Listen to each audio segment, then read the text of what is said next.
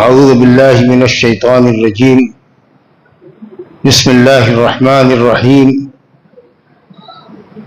والطور وکتاب مسطور فی رق منشور والبیت المعمور والسقف المرفوع والبحر المسجور ان عذاب ربک لواقع ما له من دافع۔ سورہ طور کا آغاز ہوا۔ 27ویں پارے کی یہ سورت ہے، سورہ ذاریات کے بعد سورہ طور۔ اور اللہ رب العالمین نے 5 چیزوں کی قسم یہاں پہ کھائی ہے۔ پہلی قسم ہے والطور، قسم ہے طور کی، جو مشہور پہاڑ ہے طور پہاڑ، جس کو جبل موسیٰ بھی کہتے ہیں، موسیٰ علیہ السلام کا پہاڑ، آج جس کو طور سینا یا سینا بھی کہتے ہیں، والتین والزیتون وطور سینین۔ اور قرآن نے کہا وطور سینا، تو سینا یا سینا پہلے حضرت موسیٰ علیہ السلام کے زمانے میں یہ فلسطین میں پڑتا تھا، لیکن اب جغرافیائی جو تقسیم ہوئی ہے ملکوں کی، تو یہ پہاڑ مصر کے اندر ہو گیا ہے،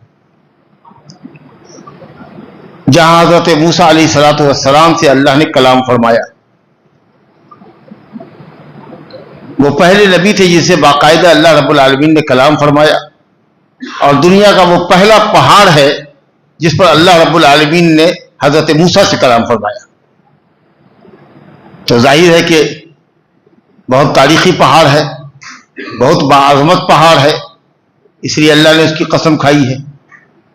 لیکن اس کے باوجود بھی اس کی زیارت کے لیے جانا اور اس کو کار ثواب سمجھنا یہ بدعت ہے، کیونکہ حدیث میں آیا ہے کہ کہیں بھی ثواب کی غرض سے زیارت کرنا صرف 3 ہی مسجد کے لیے جائز: مسجد حرام، مسجد نبوی اور بیت المقدس، مسجد اقصی۔ اس لیے طور پہاڑ کی زیارت کے لیے جانا، یا بہت سے حجاج مکہ جاتے ہیں تو غار حرا میں جاتے ہیں، اور اس پہاڑ کا نام رکھ دیا جبل النور، جبکہ یہ نام نہیں ہے اس کا، یہ نوری لوگوں نے رکھ دیا ہے نام۔ ایک دوگو نوری ہے، ایک صوفی نوری ہے، ایک قبوری نوری ہے، سمجھا؟ تو جبل نور نہیں ہے، مکہ کا ایک پہاڑ ہے، اس کے اندر ایک غار ہے جس کو غار حرا کہتے ہیں۔ بہت سارے لوگ دیکھیے گا، مرد و زن کا ہجوم رہتا ہے چڑھنے والوں کا، وہاں جا کے 2 رکعت نماز پڑھتے ہیں، جیسے لگتا ہے کہ صاحب مسجد نبوی میں آئے ہوئے ہیں۔ بیکار ہے، بے سود ہے، کچھ نہیں حاصل ہے، سمجھا کہ نہیں؟ تو ایسی جگہوں کا قصد کرنا، ایسی جگہوں کی زیارت کرنا ثواب کی غرض سے، یہ بدعت ہے۔ اب دنیا کا یہ واحد پہاڑ جو طور ہے، جس کے اوپر اللہ رب العالمین نے موسیٰ علیہ السلام سے گفتگو فرمائی، اور اسی طور پہاڑ کے اوپر اللہ رب العالمین نے ان کو نبوت سے سرفراز کیا۔ اکثر اہل علم کہتے ہیں کہ یہ دنیا کا سب سے معزز پہاڑ ہے، اور اس فضیلت میں کوئی پہاڑ اس کے مقابلے میں نہیں۔ لیکن کچھ علماء کہتے ہیں کہ غار حرا اس سے افضل ہے۔ وہ کہتے ہیں اس لیے کہ غار حرا جس پہاڑ میں ہے، وہ پہاڑ حدود حرم کے اندر ہے، مکے کی جو حد ہے حرم کی، اس حرم کے حد کے اندر، اور حدود حرم دنیا کے تمام مقامات سے افضل ہے، تو اس لیے وہ طور سے بھی افضل ہوا۔ دوسری بات یہ کہتے ہیں کہ وہاں حضرت موسیٰ علیہ السلام کو نبوت ملی، اور غار حرا میں سب سے افضل رسالہ، سب سے افضل رسول محمد صلی اللہ علیہ وسلم پر غار حرا میں ملی، یا سب سے افضل الرسالات، افضل الرسول کو غار حرا میں دی گئی، اس لیے غار حرا جبل طور سے افضل ہے۔ بہرحال جمہور علماء کے نزدیک جبل طور افضل ہے۔ کچھ علماء نے کہا، جسے علامہ ابن عثیمین رحمۃ اللہ علیہ، ان کا میدان بھی ہے کہ غار حرا افضل ہے غار طور، جبل طور سے۔ لیکن یہ افضل ہو کہ وہ افضل ہو، لیکن کسی کی زیارت دینی اور شرعی مسنون نہیں ہے اور اس میں کوئی ثواب نہیں ہے سوائے تھکنے تھکانے کی، کچھ حاصل نہیں ہوگا. اور اگر آپ زیارت کرتے ہیں ثواب کے لیے تو یہ ممنوع زیارت ہوگی، حرام زیارت ہوگی.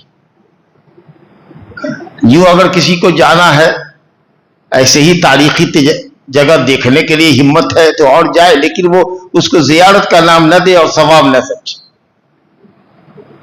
تو بہرحال اللہ رب العالمین نے جبل طور کی قسم کھائی ہے.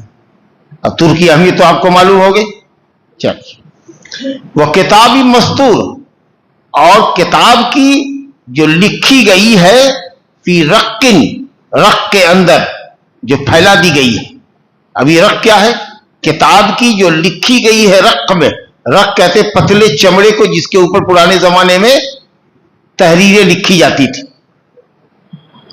ہڈیوں پر تحریریں لکھی جاتی تھی، پتوں پر لکھی جاتی تھی، کھجور کی چھالوں پہ لکھی جاتی تھی، پتھروں پہ لکھی جاتی تھی تحریریں. کاغذ کے وجود میں آنے سے پہلے پھر کاغذ کا وجود ہوا تو اب ان چیزوں پر کم لکھا جاتا ہے یا نہ کے برابر لکھا جاتا ہے، زیادہ چیزیں کاغذ پہ لکھی جاتی ہیں. تو اس سے کون سی کتاب مراد ہے؟ کسی نے کہا لوح محفوظ، کہ کسی نہ کسی چیز پر تو وہ لوح، تختی جہاں سب کی تقدیر لکھی ہوئی ہے، اللہ کے احکام لکھے ہوئے ہیں، وہ تو کسی نہ کسی چیز کی تو ہوگی. اب اس کی تفصیل میں نہیں جانا کیونکہ سلسلے میں کوئی حدیث صحیح نہیں آئی ہے.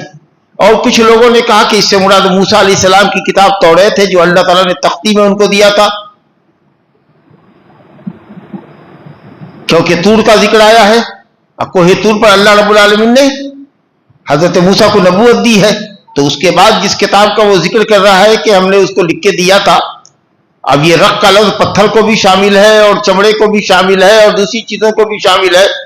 تو وہ جو الواح تختی میں اللہ نے حضرت موسیٰ علیہ السلام کو توریت دیا تھا وہ بھی اس کے اندر داخل ہے.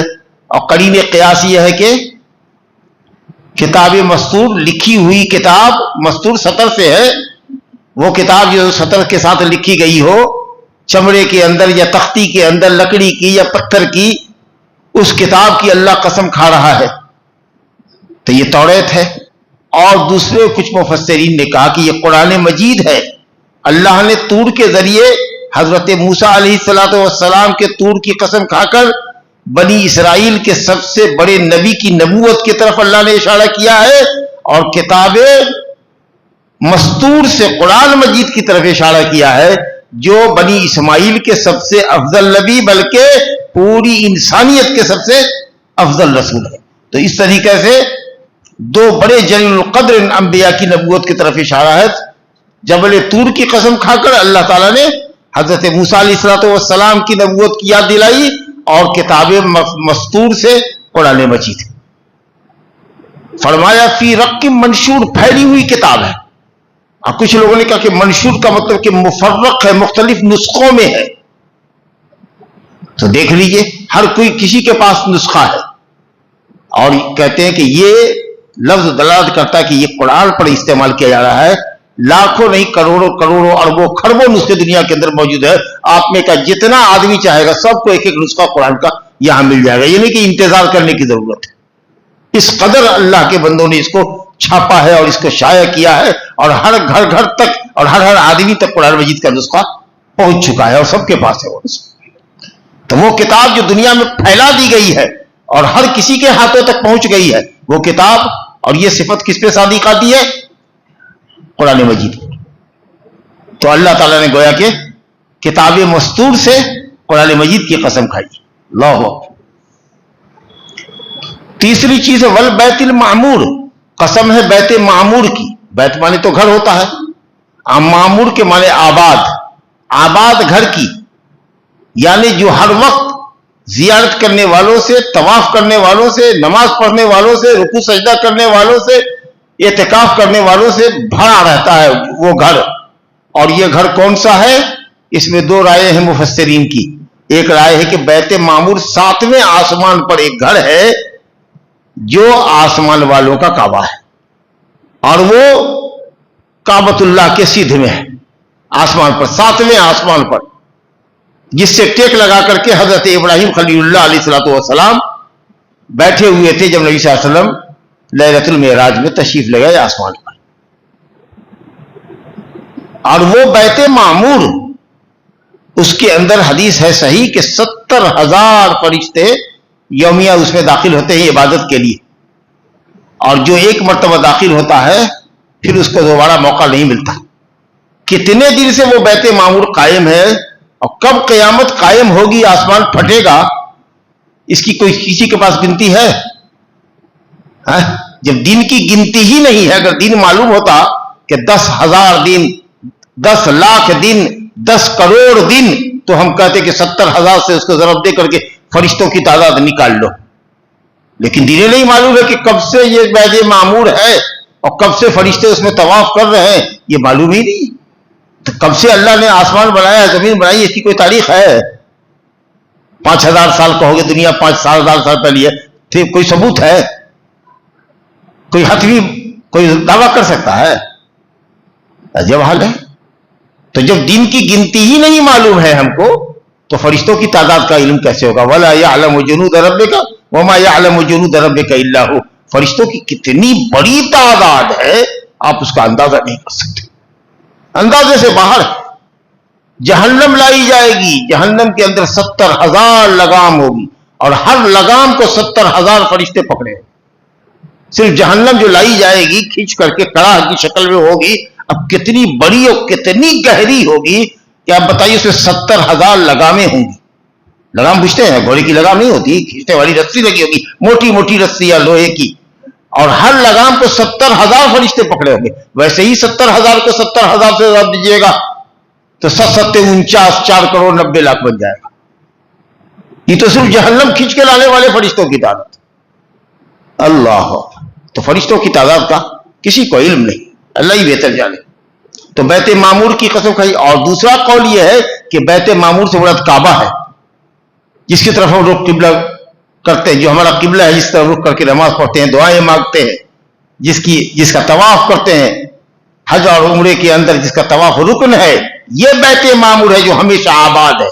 جب سے دنیا میں قائم ہوا اور جب تک دنیا قائم رہے گی، یہ گھر ہمیشہ آباد رہے گا، اور جس دن یہ خراب ہو جائے گا، برباد ہو جائے گا، سمجھو کہ قیامت قائم ہو جائے گی۔ قیامت کی بڑی علامتوں میں سے کہ کعبہ برباد کر دیا جائے گا۔ ایک حبشی کالا پتلی پنڈلی والا آئے گا اور ایک ایک اینٹ کو اکھاڑ اکھاڑ کر کے پھینکتا چلا جائے گا، ایک ایک پتھر کو، دنیا ختم ہو جائے گی۔ یہ قرب قیامت کی علامت ہوگی۔ تو بہرحال بیت معمور سے مراد یا تو آسمان میں جو بیت المعمور ہے جس میں فرشتے طواف کرتے ہیں وہ مراد ہے، یا بیت معمور سے مراد کعبہ ہے۔ 3 چیز کی قسم کھائی اللہ نے، طور کی، کتاب مستور کی، وہ کتاب جو لکھی ہوئی ہے چمڑوں میں یا پتھروں میں یا تختیوں میں، اور بیت معمور کی، بیت معمور کیا ہے وہ آپ نے سن لیا۔ چوتھی چیز ہے والسقف المرفوع، اور بلند چھت کی قسم اللہ نے کھائی ہے۔ سمجھ گئے ہوں گے بلند چھت سے مراد آسمان۔ وَجَعَلْنَا السَّمَاءَ سَقْفًا مَحْفُوظًا، بہت محفوظ چھت اللہ نے بنائی ہے۔ اللہ الذی خلق السماوات بغیر عمد ترونها، اللہ نے آسمانوں کو پیدا کیا بغیر کھمبے کے، تم دیکھتے نہیں، کہیں کوئی کھمبا نظر آتا ہے ہی نہیں کھمبا، کچھ لوگوں نے کہا ہوگا، ہم کو نظر نہیں آتا۔ بغیر عمد ترونها، بغیر کھمبے کے جس کو تم دیکھتے ہو۔ کچھ لوگوں نے کہا کھمبا ہوگا لیکن دیکھتے ہم لوگ نہیں، اتنی دور سے کہاں نظر آئے گا کھمبا؟ لیکن صحیح ہے کہ کوئی کھمبا ہے ہی نہیں، بغیر کھمبے کے اللہ تعالیٰ نے کھڑا کر دیا۔ اللہ اکبر، یہ اس کی قدرت ہے۔ سمن شدادا، بہت مضبوط بنایا ہے، آسمان کو بہت مضبوط بنایا ہے، اور طباقا، سب کو تہ بتہ بنایا ہے، سب کو چھتری نما بنایا ہے۔ سب تفصیل آ چکی ہے آپ کے سامنے، اور بھی آتی رہے گی۔ تو سقف مرفوع، آسمان کی قسم اللہ نے کھائی، کتنی مضبوط مخلوق ہے، کتنی خوبصورت مخلوق ہے۔ کہکشاں، کواکب، سیارے کیسے اس میں اچھے لگتے ہیں آپ کو۔ اور کہا والبحر المسجور، اور قسم ہے سمندر کی جو مسجور ہوگا۔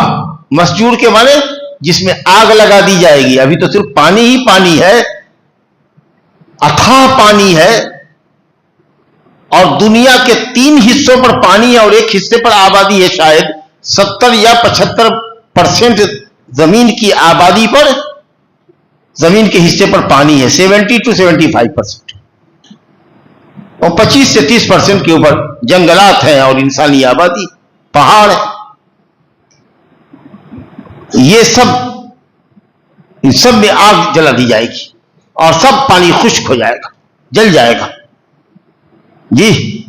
تو مسجد کو وَإِذَا الْبِحَارُ سُجِّرَتْ، قیامت کے دن سمندر سکھا دیے جائیں گے، اس میں آگ لگا دی جائے گی، سب پانی ختم ہو جائے گا۔ اچھا، ایک معنی تو یہ ہوا، دوسرا معنی یہ ہوا وَالْبَحْرِ الْمَسْجُورِ اے مملو، ان سمندروں کی قسم جو ہر وقت بھرے رہتے ہیں، 5 سال بارش نہ ہو پرواہ نہیں ہے، لیکن سمندر میں پانی کم نہیں ہوگا۔ اللہ اکبر، ایک دم معاملہ بھرا ہوا ہے۔ کبھی سنا ہے تاریخ کے اندر کہ کبھی جہاز نہیں چل رہا ہے، امریکہ سے جاپان نہیں جا رہا، سمندر میں پانی کم ہو گیا ہے، جہاز نہیں چل سکتا، سنا ہے کبھی؟ تو کہا اللہ تعالیٰ ان سمندروں کی قسم جو ہمیشہ بھرے رہتے ہیں۔ یہ 2 معنی ہوا، اور ایک خوبصورت تیسرا معنی یہ ہے کہ مسجور کہتے ہیں وہ سمندر جو آبادی کو بہا نہیں لے جاتا ہے۔ اللہ اکبر، جہاں جہاں کے سمندر کے کنارے کو دیکھیے، ہم نے بمبئی میں دیکھا ہے، ہم نے مدراس میں دیکھا ہے، کوئی دیوار لوگوں نے نہیں کھڑی کی ہوئی ہے، 50 فٹ کی موٹی دیوار اور 50 فٹ اونچی دیوار نہیں کہ سمندر جمپ کرے تو آبادی کو لے ڈوبے۔ جوار بھاٹا بہت آتا ہے، 100 میٹر تک پانی، 200 میٹر تک، 500 میٹر تک، 1 کلومیٹر تک پانی اس کا دوڑ کے جاتا ہے، اور پھر وہ پانی سمندر اپنے اندر لیتا ہے، اور پھر یہ کیفیت اس کی رہتی ہے، الا یہ کہ کبھی عذاب بن کے سونامی بن کے آ جائے تو اور بات ہے، وہ بھی کچھ حصہ، پورا مدراس نہیں بہا، جو لوگ کنارے میں تھے، جو گیت کھیل رہے تھے وہ بہ گئے۔ کبھی دیکھا ہے کہ جن شہروں کو سمندر کے کنارے بسے ہوئے ہیں، کوئی پہاڑ یا کوئی دیوار کھڑی کر دی گئی ہو تاکہ سمندر کا پانی آبادی میں نہ آئے؟ واہ رے اللہ، کیا تیری قدرت ہے کہ اتھاہ جل کو، سمندر کو تو نے روک رکھا ہے کہ خبردار انسانی آبادی میں بڑھ کر انسانوں کی آبادی کو اپنے پیٹ میں غرق مت کر لینا۔ یہ ہے اس کا نظام جی۔ کہول بحری المسجور، کیا کو مانا ہوا مسجور کا؟ آگ لگا دی جائے گی، بھرا ہوا ہے ہمیشہ، یا اللہ نے اس کو روک رکھا ہے کہ طغیانی اتنی نہ تیری ہو کہ تم لوگوں کی آبادیوں کو اپنے اندر سمو لو۔ یہ دیکھیے تفسیر پڑھنے کا یہ فائدہ ہوتا ہے، ایمان تازہ ہوتا ہے اللہ کی قدرت کے اوپر، آپ کا ایمان تازہ ہوتا ہے۔ کہا یہ 5 قسمیں اللہ نے کھائی، طور کی، کتاب مستور کی، بیت معمور کی، سقف مرفوع کی، اور بحر مسجور کی۔ کس بات پہ قسم کھائی؟ کہا ان عذاب ربک لواقع۔ 5 قسم کے بعد اللہ تعالیٰ ذکر کر رہا ہے جس چیز پر قسم کھائی ہے، اور جس چیز پر قسم کھائی ہے اس میں بھی 2 تاکید ہے، 2 تاکید ہے۔ ان بھی عربی زبان میں تاکید کے لیے آتا ہے، اللہ واقع میں لام جو ہے وہ بھی تاکید کے لیے۔ اب بتائیے کتنی تاکید ہوئی؟ 3 تاکید ہوئی کہ نہیں؟ 5 قسم کھائی 5 چیزوں کی، اور اس کے بعد ان حرف تاکید ہے، یقیناً، لا یقیناً، کس بات پہ اللہ قسم کھا رہا ہے؟ ان عذاب ربک لواقع، تیرے رب کا عذاب واقع ہو کے رہے گا۔ ما لہ من دافع، کوئی بھی کسے باشد، کتنی بڑی ہستی کیوں نہ ہو، اللہ کے عذاب کو پھیر نہیں سکتی، روک نہیں سکتی۔ آنے سے پہلے کسی چیز کو روک دینا یہ دفع ہے، دفع کرا، اور رفع کہتے اٹھا لینا۔ مصیبت آ گئی اس کے بعد اٹھانے کو رفع کہتے ہیں۔ تو کوئی مصیبت آنے والی آ چکی ہے، اس کو بھی کوئی اللہ کے علاوہ اٹھا نہیں سکتا، اور کوئی مصیبت آ رہی ہے تو کوئی اس کو روک نہیں سکتا۔ سمجھ گئے نا؟ آنے سے پہلے روک دینا یہ دفع ہے، اور آ کر کے ختم کر دینا یہ رفع ہے۔ یہ دونوں کام اللہ ہی کرتا ہے۔ تو تیرے رب کا عذاب واقع ہو کے رہے گا۔ یہ جو اتنی تاکید ہے، یہ کس کے اوپر عذاب واقع ہو کے رہے گا؟ کافروں پر، کافروں پر۔ ان کو تو عذاب ہونا ہی ہونا ہے، اور ہمیشہ کا ہونا ہے۔ اگرچہ لفظ یہ کہہ رہا ہے کہ تیرے رب کا عذاب واقع ہوگا، مسلمان بھی داخل ہو سکتے ہیں، کافر بھی، لیکن نہیں، جو مومن ہوگا، جس کا ایمان عقیدہ صحیح ہے، گنہگار ہے، تو اس پر اللہ کا عذاب واقع ہو بھی سکتا ہے اور واقع نہیں بھی ہو سکتا ہے۔ اللہ چاہے تو گنہگار کو، جو مشرک نہیں ہے اس امت کا، یا انبیاء کی قوموں میں جو مشرک نہیں ہے، گنہگار ہے، اس کو چاہے تو اللہ رب العالمین عذاب دے، اور چاہے تو اس کو معاف کر دے. عقیدہ نہیں معلوم اہل سنت کا؟ ان اللہ لا یغفر ان یشرک بہ ویغفر ما دون ذلک لمن یشاء. اللہ شرک کو معاف نہیں کرے گا، شرک کے علاوہ جس گناہ کو چاہے معاف کر دے. تو تیرے رب کا عذاب واقع لا محالہ یہ کس پر؟ کفار. ان کے علاوہ جو مومنین ہیں گنہگار ہیں تو وہ عذاب میں پڑ بھی سکتے ہیں، اپنے گناہ کی سزا بھگتیں گے، پھر جنت میں داخل ہوں گے، اور ہو سکتا ہے کہ اللہ اپنے فضل سے ان کو معاف کر دے، یا ہو سکتا ہے کہ اللہ اپنے نبی کی اور اپنے نیک بندوں کو کہے کہ تو فلاں گنہگار کے حق میں سفارش کر دو، ہم بخش دیں گے. تو ان کی سفارش کی وجہ سے اللہ تعالی ہم کو بخش دے. تو مومنوں کے لیے عذاب واقع ہو بھی سکتا ہے، نہیں بھی ہو سکتا ہے، لیکن کافروں پر ہر حال میں واقع ہوگا. کوئی دنیا کی طاقت نہیں ہوگی جو اس کو عذاب کو آنے سے پہلے روک دے. جی یوم تو مگر یہ کس دن ہوگا؟ یوم تمور السماء مورا، جس دن آسمان چکی کی طرح سے گھومے گا. چکی گول گول جو گھومتی ہے ویسے آسمان گھومے گا. عجب اضطرابی کیفیت پیدا ہوگی، سارا نظام درہم برہم ہو جائے گا، کواکب سیارے سب جھڑ جائیں گے، ٹوٹ ٹوٹ کر کے آسمان گر جائے گا، کچھ نہیں رہے گا. یہ ہے اس کا چکر کھانا، اس کا پھٹنا اور اس کا گرنا. اور فرمایا وَتَسِيرُ الْجِبَالُ سَيْرًا، اور پہاڑ چل پڑیں گے، اپنی جگہ سے ہٹ جائیں گے اور ریزہ ریزہ ہو جائیں گے، اور اس طریقے سے ہواؤں کے اندر یا فضاؤں کے اندر ایسے بکھر جائیں گے جیسے بدلی ہوتی ہے. وَتَرَى الْجِبَالَ تَحْسَبُهَا جَامِدَةً وَهِيَ تَمُرُّ مَرَّ السَّحَابِ صُنْعَ اللَّهِ الَّذِي أَتْقَنَ كُلَّ شَيْءٍ. پہاڑ جس کو تم یہ سمجھ رہے ہو کہ اتنی جامد مضبوط چیزیں جو گڑی ہوئی ہے، قیامت کے دن آپ دیکھو گے کہ یہ بدلیوں کے طریقے سے بھاگتا ہوا اڑتا ہوا فضاؤں میں ملے گا.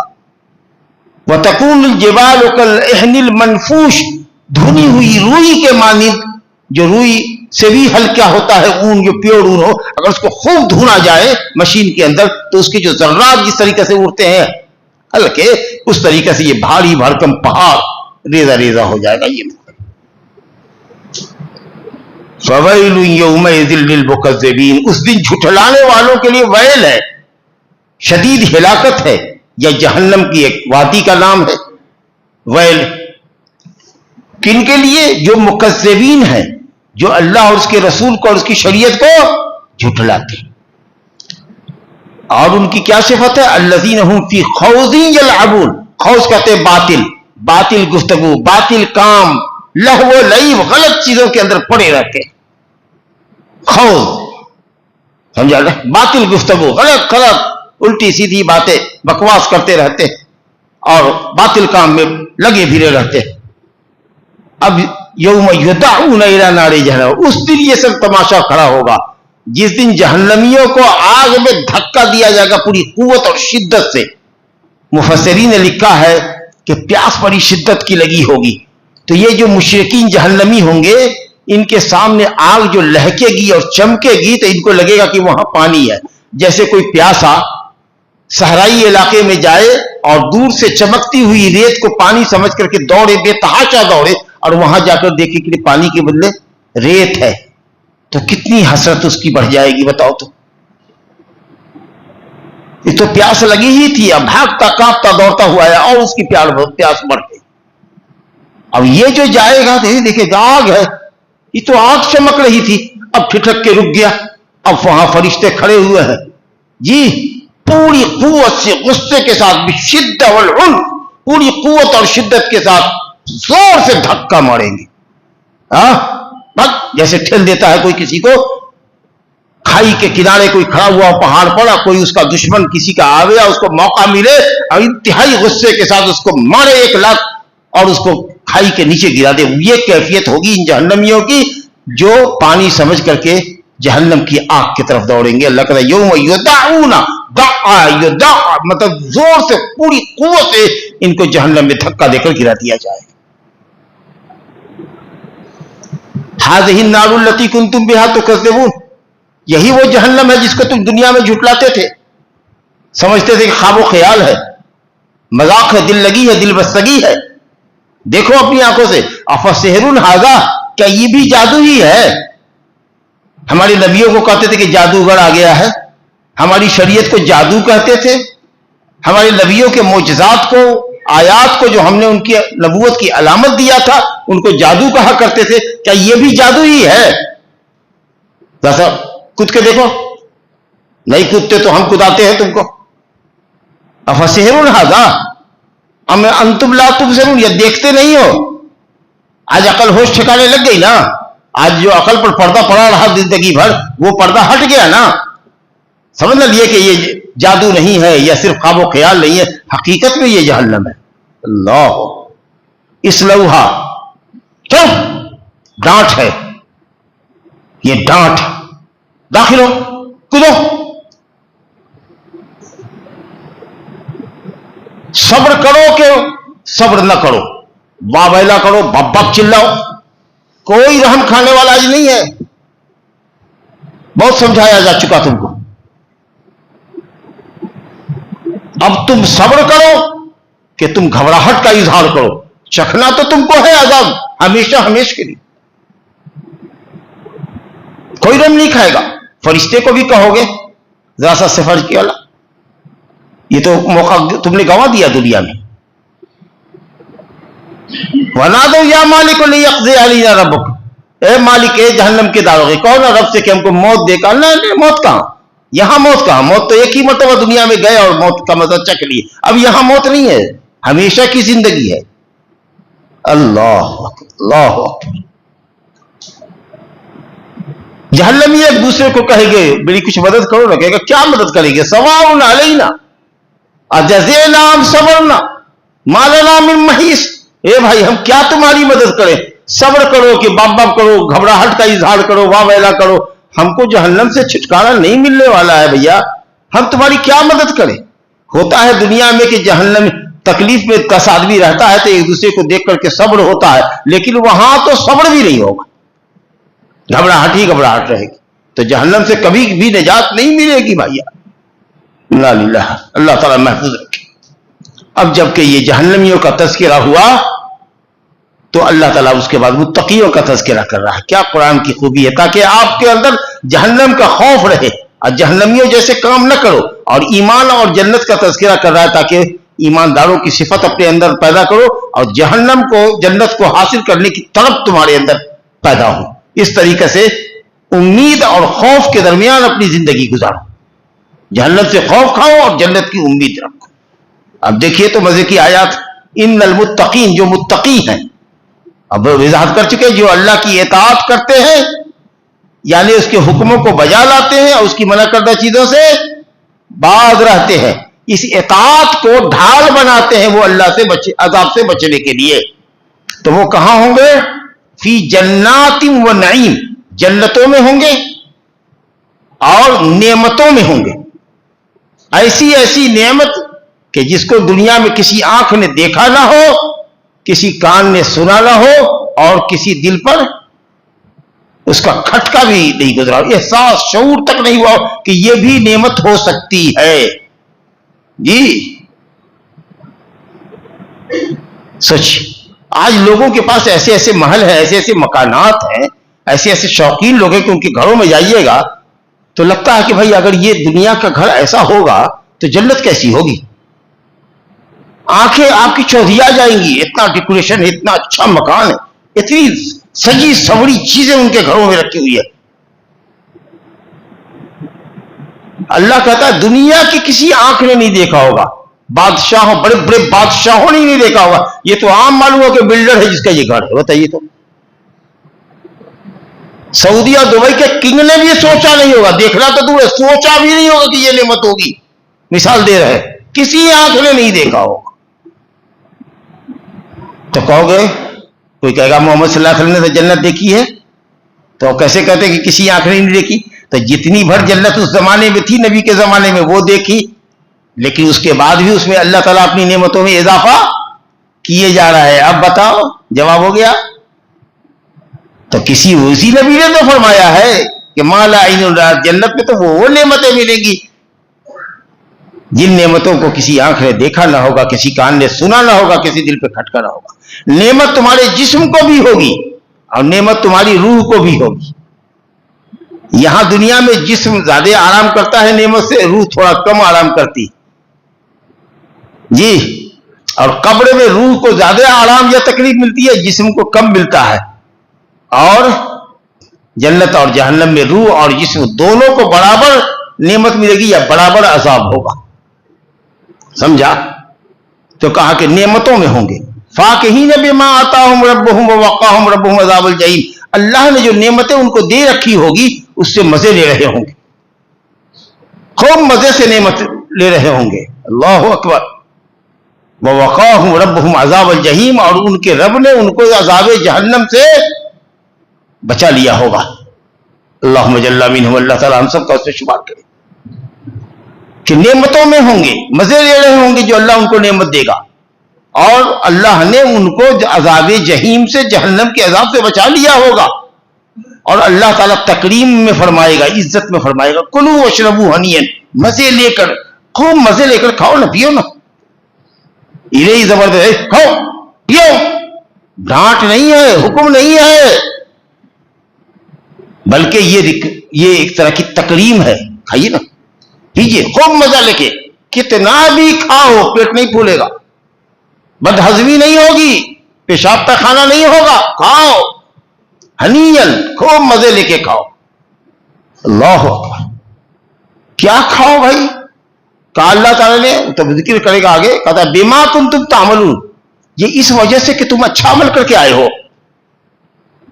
تو یہ عمل جو اچھا کر رہے ہیں اللہ کے نیک بندے دنیا میں، یہ جنت کی قیمت ہوں گے کہ جنت میں جانے کا ذریعہ ہوں گے؟ جنت میں جانے کا ذریعہ ہوں گے، قیمت نہیں ہوں گی. ارے ایک نعمت جو اللہ نے آپ کو آنکھ دی ہے نا، مثال کے طور پر، اس آنکھ کی قیمت پوری زندگی کے عمل سے بھی اگر چکانا چاہیے گا تو ایک آنکھ کی نعمت کی قیمت نہیں چکا سکتے. آپ کی پوری زندگی کا عمل آپ کی آنکھ کی قیمت نہیں چکا سکتا ہے. جنت تو بہت بڑی چیز ہے. دنیا میں جو نعمت آپ کو اللہ نے حاصل کرائی ہے اور دی ہے، اس کی ایک نعمت کا شکریہ پوری زندگی کی عبادت سے نہیں کر سکتے. آپ چے جائے کہ جنت کی قیمت ہو، لیکن ہاں اللہ تعالیٰ اپنے فضل سے، اپنی رحمت سے جنت دے گا، اور اس کا فضل و رحمت حاصل کرنے کے لیے یہ نیک عمل واسطہ، وسیلہ اور ذریعہ بنے گا.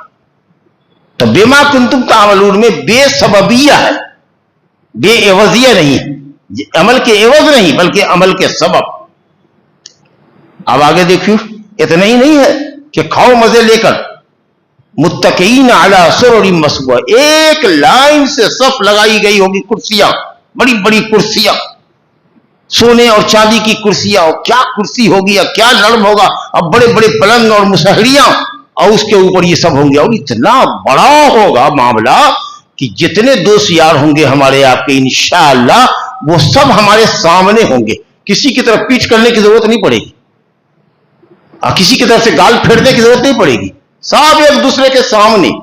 جی دیکھیے نا، اس لیے آج کل دیکھتے نا گول میز کانفرنس ہوتی ہے، ٹیبلیں بنایا جاتا ہے گول، مگر کتنے آدمی کو بیٹھائیے گا؟ 100 200 500. اور کتنا بڑا اللہ تعالیٰ کے اس حال کا کوئی مقابلہ کر سکتا ہے جس میں بڑی بڑی عالیشان کرسیاں لگائی گئی ہوں گی، اور سب ایک دوسرے کو دیکھ رہے ہوں گے، اقبال چہرے سے دیکھ رہے ہوں گے سب ایک دوسرے کو، کوئی کسی کی طرف گردن ٹیڑھی نہیں کرے گا. اللہ.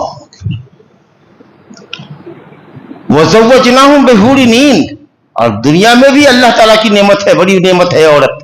اور جنت میں اگر عورت نہ ملے تب تو جنت کی سب نعمت بھی میرے خیال سے کم ہی ہوگی جب تک کہ بیوی نہ ملے. اللہ کہتا ہے وَزَوَّجْنَاهُمْ، اتنا ہی نہیں کریں گے کہ خوب بڑھیا کھلاویں گے پلاویں گے، سونے چاندی کے مال میں رکھیں گے، بلکہ تمہاری شادی کرائیں گے حور عین سے. حور ہاوڑا کی جگہ بڑی گوری چٹی ہوگی. آج کل ہے نا سب لوگوں کی پہلی پسند ہے کہ بیوی گوری ہونی چاہیے، ذرا سا کالی کیا ہو گئی، ذرا سا رنگ پھیکا کیا ہو گیا، نہیں بھائی نہیں چلے گی، نہیں چلے گی. ارے اللہ کے بندے وہ نہیں چلے گی تو پھر وہ کہاں چلے گی؟ اس سے کون بیاہ کرے گا؟ اللہ کہتا ہے کہ ٹھیک ہے، تم کالے رہو کہ گوڑے رہو، سب تم لوگوں کو گوڑا گوڑا کر کے جنت میں داخل کریں گے. ایک دم روشن چہرہ، صاف ستھرا چہرہ، اور تمہاری بیویاں بھی انتہائی گوری چٹی ہوں گی. اور این، آئینہ کی جمع، این آئینہ کی جمع، بڑی بڑی آنکھوں والی ہوں گی جن کی آنکھوں کی پتلیاں انتہائی کالی، اور آنکھ کی پتلیوں کے گرد جو سفیدی ہے یہ بالکل سفید ہوگی.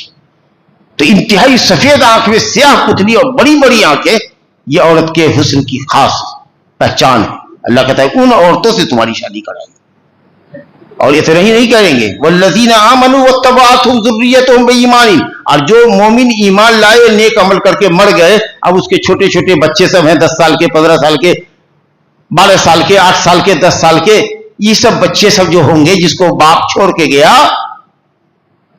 تو ان چھوٹے چھوٹے بچوں کو جو بلوغت سے پہلے مرے یا بالغ بھی ہو گئے لیکن شادی شدہ نہیں ہے, ان کا اپنا بال بچہ نہیں ہے, تو اللہ تعالیٰ ان سب چھوٹے چھوٹے بچوں کو جو ان کی ضروریت ہے اولاد صغار, سب کو ان کے باپ کے پاس لے جائے گا.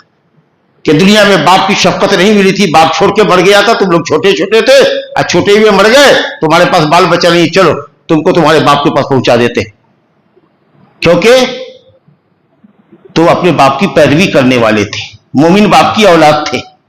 اچھا, باپ تو نیک عمل کرنے کی وجہ سے اللہ کے فضل و کرم سے بہت اونچی جنت میں ہے, تو یہ نہیں کہ باپ کا درجہ نیچے کر دے گا, باپ کو تمہارے پاس لائے گا, بلکہ باپ کا درجہ اپنی جگہ باقی ہے, اور بیٹوں کو اور بیٹیوں کو, اس کی چھوٹی اولاد کو اللہ رب العالمین اس مقام پر اٹھا دے گا. والذین آمنوا واتبعتهم ذریتهم بایمان, جو لوگ ایمان لائے اور ایمان کے اوپر ہی ان کی ذریت نے, ان کی چھوٹی اولاد نے. اب اس کا مطلب کیا ہوا کہ اب ہم جیسے کہ خود 5 بچے کے باپ ہیں, اب اس عمر میں ہیں, تو ہم اپنے باپ کے پاس نہیں اٹھائے جائیں گے, ہم اپنے عمل اور ایمان کی وجہ سے اللہ جو درجہ ہم کو عطا کرے گا اس میں ہم رہیں گے, ہمارا باپ اپنی جگہ پہ رہے گا انشاءاللہ.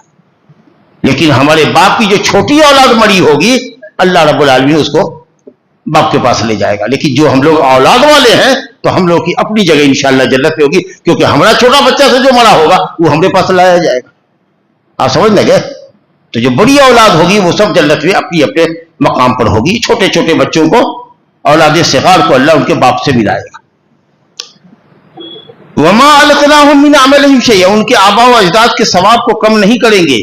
کل امرئ بما کسب رہین, ہر نفس, ہر انسان اپنے کیے کرائے کا جواب دہ ہے, اپنے عمل سے گروی ہے. جتنا کچھ تم نے کیا ہے اللہ رب العالمین اتنے کا بدلہ دے گا اپنی طرف سے. اللہ تعالیٰ تمہارے اوپر نعوذ باللہ ثم نعوذ باللہ وہ ظالم نہیں ہے کہ تمہارے گناہوں میں اضافہ کر دے یا کچھ نیکی تمہاری کم کر دے. جتنا روپیہ میں گروی سامان رکھ کے آتے ہیں, سودی کاروبار والی گروی نہیں ہے. مان لیجیے کہ 50,000 روپیہ کسی سے آپ نے لیا اور کسی نے کہا آپ کو کہ 50,000 تو دیتے, کتنے دن کے لیے لے جا رہے, تو 2 مہینے کے لیے. کیا رکھو گے گارنٹی میں؟ گارنٹی میں کیا رکھو گے؟ تو تم نے ایک آئی فون رکھ دیا 1.5 لاکھ کا, کار رکھ لیجیے, اس کو سوئچ آف کر دیتے ہیں, رکھ لیجیے اس کو, ٹھیک ہے جاؤ. اب اس نے اس کو بچا کر کے رکھ دیا, استعمال نہیں کر سکتا ہے وہ, بچا کر کے رکھ دیا الماری میں, لاکر میں رکھ دیا. جس دن تم آؤ گے پیسہ دو گے, لے کے چلے جاؤ, وہ گروی ہے. تو ہر نفس, ہر انسان اپنے عمل سے گروی. لیکن ہر انسان سے کیا مراد ہے؟ مومن بھی نہیں. کل نفس, سورہ مدثر میں, کل نفس بما کسبت رہین الا اصحاب الیمین, مگر وہ لوگ جن کے نام اعمال دائیں ہاتھ میں دیے جائیں گے, جو جنتی ہوں گے, وہ اپنے عمل کے گروی نہیں ہے. وہ ایک روزہ رکھ کے آئیں گے تو 700 نہیں, کتنا دیں گے وہ تو ہم جانتے ہیں.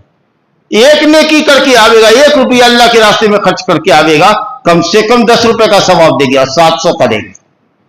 تو یہاں تو بونس پوائنٹ ہے مومنوں کے لیے. وہ گروی اپنے عمل کے حساب سے کہ جتنا گناہ کیے اتنی سزا ملے گی, وہ کافروں کے لیے ہوگا, اس پر کوئی ظلم نہ کیا جائے گا. اور ہم پر ظلم کا کیا سوال ہے؟ اللہ تعالیٰ کا تو فضل عظیم ہوگا مومنوں پر. ایک کھجور جو تم نے خرچ کیا ہوگا وہ اللہ کے پاس تم پاؤ گے جیسے کہ ایسے پال پوس کر کے پہاڑ بنا دے گا. تم سوچو کہ اتنی بڑی نیکی ہماری, ارے وہی ایک کھجور ہے تمہارا, وہی 100 ٹکا جو دیا تھا تم نے, وہی تو اتنا بڑا ثواب میں بدل گیا. تو یہ تو فضل اللہ کا ہے ایمان والوں کے ساتھ. تو کل نفس بما کسبت رہینہ الا اصحاب الیمین, وہاں سورہ مدثر میں.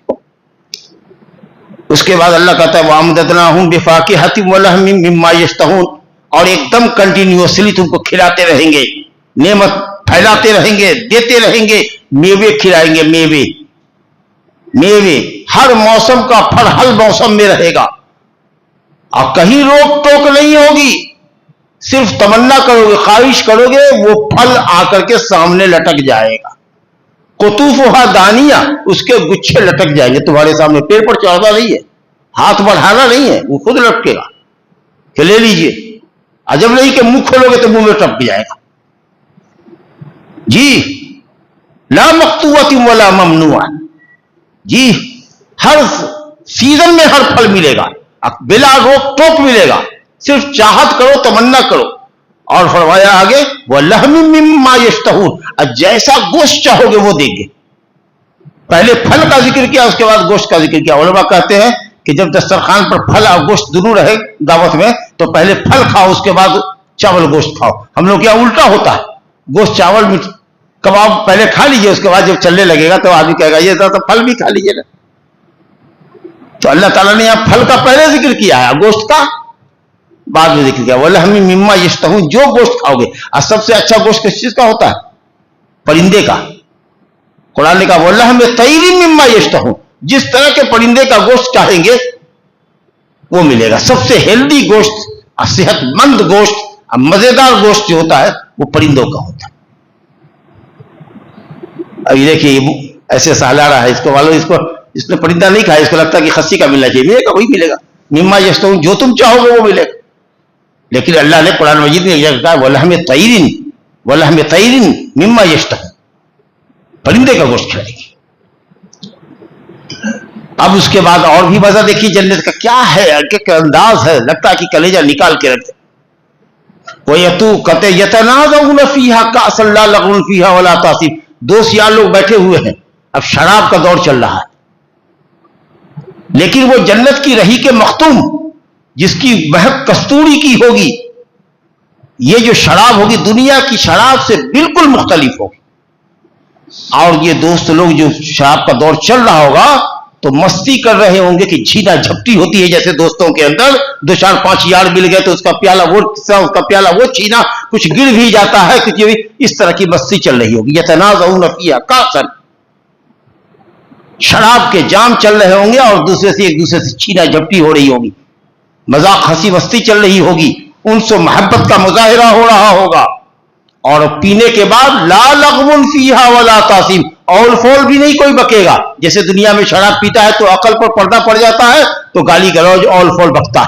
और कोई ऐसा काम नहीं करेगा जो गुनाह का काम हो। मोहब्बत, सलामती, दोस्ती, यारी सब रहेगी। कोई किसी को धक्का नहीं देगा, कोई किसी को रे भे नहीं बोलेगा। ला लगवुन फीहा वला तासीम, न कोई लग़्व बोलेगा न कोई गुनाह का काम होगा। वो यतूफ़ु अलैहिम गिलमानुन लहुम कअन्नहुम लुलू मकनून, और खिदमत के लिए, पानी पिलाने के लिए, शराब पिलाने के लिए, दूध पिलाने के लिए कप लेकर के भागने वाले छोटे छोटे बच्चे सब जो है, ये मोमिनों के छोटे छोटे बच्चे, ये काफिरों के जो छोटे छोटे बच्चे मरे हैं बुत पूजने से पहले पहले, बालिग होने से पहले पहले, ये सब अहले जन्नत के खुद्दाम होंगे। और कुरान ने कहा विल्दानु मुखल्लदून, ये सब बचवा जो है, छबाड़ी सब, छेला सब जो है, ये सब छोटा ही छोटा रहेगा, ये बड़ा नहीं होगा, ताकि जो छोटे बच्चों की जो खूबसूरती घर में रहती है वो जन्नत में आपके साथ बाकी रहे। और आप भी 32-33 साल के रहिएगा तो हमेशा 32 से 33 साल के रहिएगा, आपकी बीवी भी उसी उम्र की रहेगी, कोई बूढ़ा नहीं होगा। अल्लाह। और यही बच्चे पिला रहे होंगे, भाग रहे होंगे, दौड़ रहे होंगे, प्याला उठा रहे हैं, प्याला ला रहे हैं, एक दौड़ चला, फिर दूसरा दौड़ चल रहा है, फिर दूसरा चल रहा है। अल्लाह कहता है कि गिलमान, छोटे छोटे बच्चे, बुलूगत से कबल के बच्चे चक्कर लगा रहे होंगे, और इतने खूबसूरत होंगे वो बच्चे, और इतना रंग अच्छा होगा, और इतनी शक्ल अच्छी होगी, जैसा लगेगा कि बेशकीमती मोती है जिसको छुपा के रख दिया गया हो, कि हवा भी न लगी हो, धूल भी न पड़ी हो उसके ऊपर, सीप के अंदर वो मोती रखा हुआ, इतना सेफ होगा वो, इतना खूबसूरत लगेगा कि चमक रहा है, हीरे के तरीके से बच्चा सब चमक रहा है, इतना खूबसूरत बच्चा, कअन्नहुम लुलूम मकनून, छुपा के रखे गया मोती। व अक़बल बाज़ुहुम अला बाज़िन यतसाअलून, और जब मजलिस चल रही होगी तो जन्नती एक दूसरे की तरफ मुतवज्जह होंगे, कैसा रहा दुनिया में, कैसा फील करते थे, कहाँ के हो तुम, कैसे रहते थे दुनिया में, अच्छा तो तुम फला जगह के हो, अच्छा तो बताओ ना कैसे दुनिया में जिंदगी गुजरी, एक दूसरे से पूछेंगे। कहा तो कहेगा साइल को, मसूल जिससे पूछ रहे हैं कि कैसा था दुनिया में, कहाँ के रहने वाले थे, किस तरह का माहौल था, क्या महसूस करते थे आज के ताल्लुक से, تو کہیں گے انا کنا قبل فی اہلنا مشفقین، آج کی اس مجلس سے پہلے ہم لوگ اپنے اہل و عیال میں رہتے ہوئے، دنیا میں رہتے ہوئے اللہ کے عذاب سے ڈرتے رہتے تھے، جہنم کا خوف رہتا تھا، اللہ کی پکڑ کا ہم کو ہمیشہ خوف رہتا تھا۔ اللہ کہتا ہے فمن اللہ علینا، دیکھیے فا یہاں پر تعلیلیہ ہے، کہ اسی وجہ سے کہ دنیا میں رہ کر کے بھی اللہ کا خوف ان کے ساتھ ہمیشہ رہتا تھا، اس وجہ سے اللہ نے ہم پر احسان کیا اور آج جھلستے ہوئی آگ سے اللہ نے ہم کو بچا لیا۔ تو اگر دنیا میں اللہ کا اور اس کے عذاب کا خوف ہے تو اللہ تعالیٰ کا احسان عظیم ہونے والا ہے، لیکن اگر دنیا میں اللہ کے عذاب کو، گناہوں کے انجام کو بھلا چکے ہو، تب پھر یہ اللہ کے احسان کی زیادہ امید مت رکھو۔ کہا دیکھو ہم دنیا میں رہتے ہوئے ڈرتے تھے اللہ کے عذاب سے، تو اللہ نے ہم پر آج احسان کیا اور آگ کے لپکتے ہوئے شوروں سے اس نے بچا لیا۔ انا کنا من قبل ندعوہ، ہم یہاں آنے سے پہلے دنیا میں ہم اس کو پکارتے تھے، اس کے سامنے روتے تھے، گریہ زاری کرتے تھے، جہنم سے پناہ چاہتے تھے، جنت کی طلب اللہ کے سامنے کرتے تھے، اور دعا کے معنی عبادت، اور اس کی عبادت کرتے تھے، نماز نہیں چھوڑتے تھے، روزہ نہیں چھوڑتے تھے، زکوٰۃ کا پورا حساب کر کے دیتے تھے، حج عمرہ کیا کرتے تھے، ماں باپ کی خدمت کیا کرتے تھے، پڑوسیوں کو ستاتے نہیں تھے، بھلی باتوں کا حکم کرتے تھے، بری باتوں سے روکتے تھے۔ یہ دعا اور عبادت، دعا دو معنی میں آتا ہے، سوال کرنا اور عبادت کرنا۔ عبادت کو بھی دعا کہتے ہیں کیونکہ عبادت کا مقصد کیا ہے کہ اللہ تعالیٰ کی جنت حاصل ہو اور جہنم سے بچے، اور دعا میں بھی آدمی یہی کرتا ہے۔ تو کہا انا کنا من قبل ندعوہ، ہم یہاں آنے سے پہلے یا اس سے قبل ہم اللہ کو پکارتے تھے اور اس کی عبادت کرتے تھے۔ انہ هو البر الرحیم، یقیناً وہ بہت بڑا احسان کرنے والا اور بہت رحمت کرنے والا ہے۔ الحمدللہ، اسأل اللہ لی ولکم الجنہ واعوذ باللہ من النار۔ اسی پر درس آج یہاں ختم کرتے ہیں، پھر یہاں سے موضوع بدلے گا انشاءاللہ کل کے درس۔ وباللہ التوفیق۔